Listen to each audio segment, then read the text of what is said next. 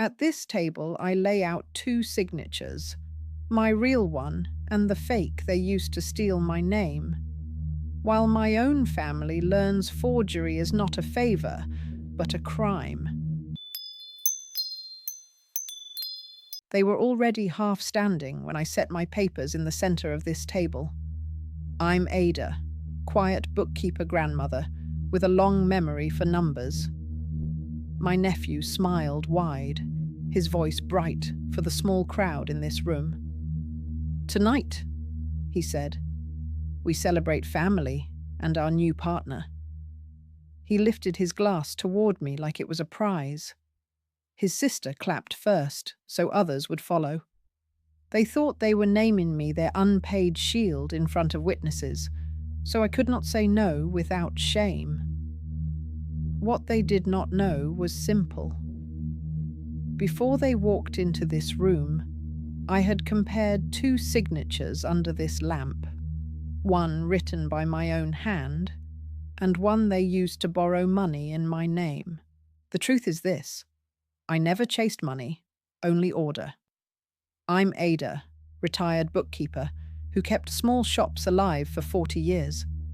In this room, at this table, I still keep a little notebook and a cheap pen. My nephew, Mark, knows this. His sister, Lila, knows it too. When they were young, I used to round up their coins into little piles and show them how saving works. A few careful lines can protect a whole life, I would say. They laughed then, but they remembered I could read numbers fast. So when they started their family delivery business, of course they came here. They sat in these chairs, spread their papers out, and told me they just needed small help. A quick look, just advice. That was the start. No contract, no fee, just family. That was my first mistake. It began gently, like most traps. I'm Ada, still soft toward my own, even when they are careless. First, they brought a few pages, full of messy columns. "Auntie, can you just tidy this up?" Mark said, tapping this table like it was a desk he owned. I showed him where he was losing money on late fees and silly charges. He shook his head, amazed, like I had done a magic trick. "You're a genius," he said. Lila nodded fast. "We could never afford someone like you," she added, and it sounded like praise. That line sat in my ear for days. Never afford. So they kept returning to this room, bringing more numbers, more problems. They called it family trust. It was really free labor. I did not say that out loud yet, but I wrote it quietly in my notebook. The shift from help to use came slowly. I'm Ada, and my gift is not speed, it is patience. One evening at this table, Mark spread out another stack of figures. "We're about to grow," he said, eyes bright. "We're almost official." He kept saying "we," but each time he did, his hand landed near my notebook. Lila added soft words. "It means your name will be on the website. People will trust us more." She watched my face closely. My name, not theirs, gave weight. A small bell rang in my mind. "Is my name on anything else?" I asked. They glanced at each other, too fast. No, of course not," Mark said, waving his hand. "It's just future talk." I smiled, but inside I put a red mark in my thoughts. Future talk often hides past choices. I do a quiet audit of my own life every month. I'm Ada, and my habit is simple. I read every line. In this room, at this table, I keep my own statements and list them by hand. One night, after Mark and Lila left, I saw something odd. Small fees I did not know. The names looked like code, short and sharp. They repeated in a neat pattern, same day each month, same strange label. The amounts were not large, but they were steady. Steady is where danger hides. I traced them backward, month by month. The pattern lined up almost perfectly with the months their business had been growing.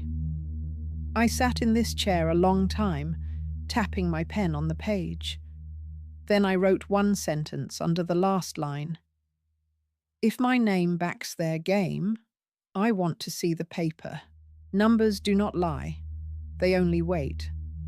I'm Ada, and when something feels wrong, I pull the thread slowly.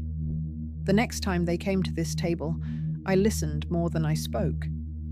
Mark bragged about new vans and larger orders.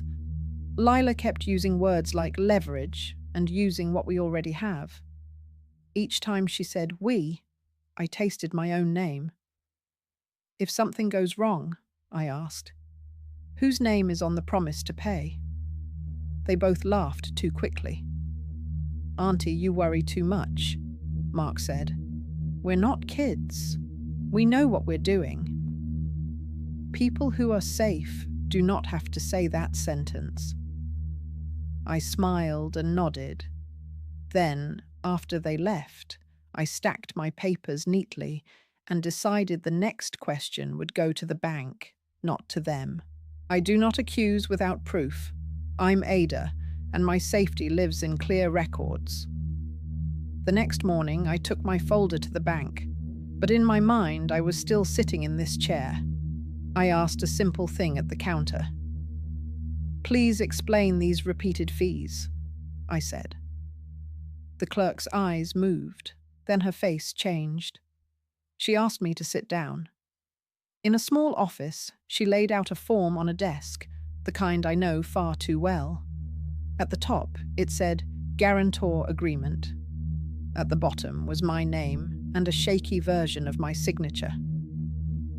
This is how the loan for your nephew's business was approved, she said. They told us you signed as guarantor. I looked at the curve of the letters. It was almost my hand, but not quite. Someone had studied my old writing and copied it badly. Heat rose in my chest, but my voice stayed calm. I did not sign this, I said. And I was not here that day. The clerk called in her manager. I'm Ada, and even in anger I stay steady. They pulled up the record of when the form was filed. I checked my own old notes later. That same day I had been at a clinic across town, sitting in this chair in the evening, writing down my blood pressure. I could not be in two places. We will need a statement from you, the manager said. This may be fraud. I took a blank page and wrote my signature in front of them, the way I always sign, small, neat, same line each time. They scanned it and placed it beside the copy on the guarantor form. The two did not match. We will investigate quietly, the manager promised. In the meantime, do not tell your nephew yet. Let us confirm first. I left the bank with two things in my bag: a certified copy of the forged form and a clean print of my real signature. In my mind, I placed them side by side on this table. Back in this room, the air felt different. I'm Ada, and this table has held homework, birthdays, and now evidence. I spread out my things under the lamp. On the left, the forged guarantor with my crooked stolen name on it. On the right, the real signature I had written at the bank, clear and sharp.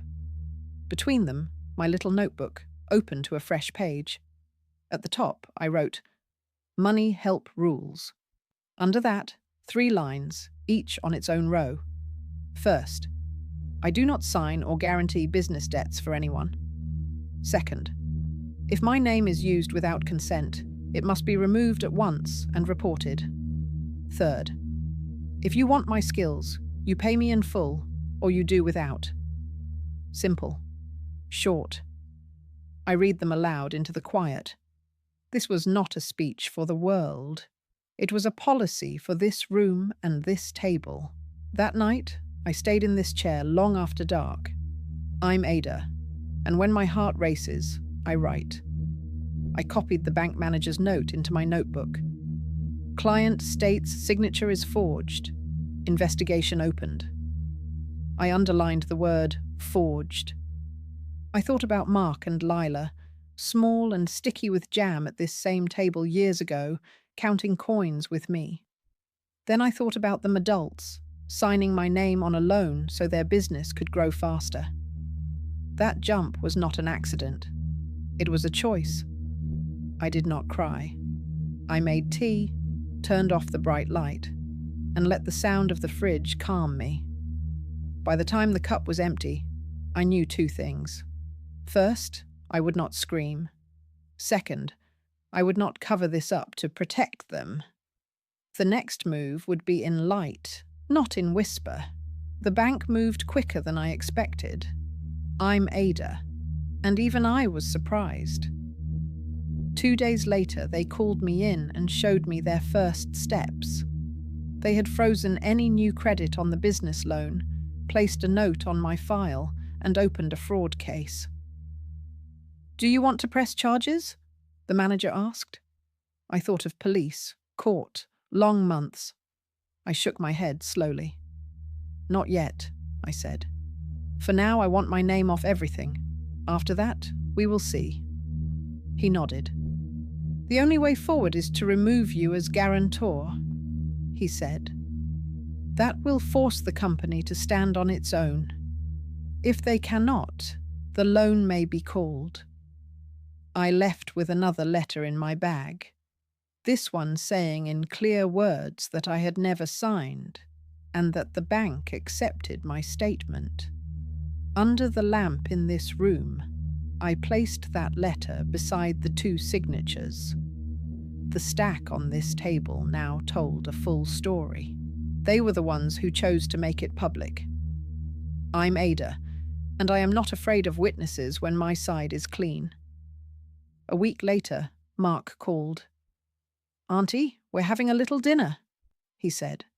"Just family, just good news. You must be here." They picked this room, this table, because they knew I felt safe here. They wanted that feeling to soften me and trap me. I let them. Before the dinner, I took a blank page from my notebook and wrote my signature 3 times, slow and steady. I clipped that to the manager's letter and to the copy of the forged guarantor. I folded the bundle once and set it by my plate. I also copied my 3 rules neatly on a separate sheet. One pile was policy. One pile was proof. And so we return to the moment I began with. I'm Ada, sitting in this chair as Mark stands behind it, glass raised. "Family," he begins, voice loud. "Tonight, we celebrate growth and gratitude." He looks straight at me. Our business would be nothing without our beloved aunt. Lila claps first again. He pushes on. "We've decided to make this official," he says. "From now on, Ada is our partner and chief financial mind." She insisted, really. A small laugh goes around this room. Saying I insisted makes it seem like this trap was my idea. That is the social cage. If I refuse, I look ungrateful and strange. I let the silence sit for a breath longer than is polite. Then I push my chair back and stand. I rise, not fast, not slow, just steady. I'm Ada, and I know the weight of a pause. "Thank you, Mark," I say, keeping my voice soft so people must lean closer. I rest my fingertips on this table. "It is kind of you to honor me, but before anyone repeats his words, we must be clear on facts." His smile stiffens. Lila's fingers tap her glass. I unfold my first sheet, the one with my 3 rules, and lay it in the middle where everyone can see the big letters. "These are my rules for money help," I say. I wrote them here, in this room, after I learned what has already been done with my name. A cousin near the end of the table tilts her head to read. Someone else leans forward. The mood shifts. Mark laughs thinly. "Auntie, this isn't the time for paperwork," he says. "We're just celebrating." I meet his eyes. "This is exactly the time," I reply. Then I bring out the real weight. I'm Ada, and I believe in letting paper speak. From my folder, I lift 2 pages and hold them up, one in each hand, under the light, so even the back row can see. "On my right," I say, raising my actual signature, "is how I sign my name. I wrote this at the bank, in front of the manager." The lines are small and clear.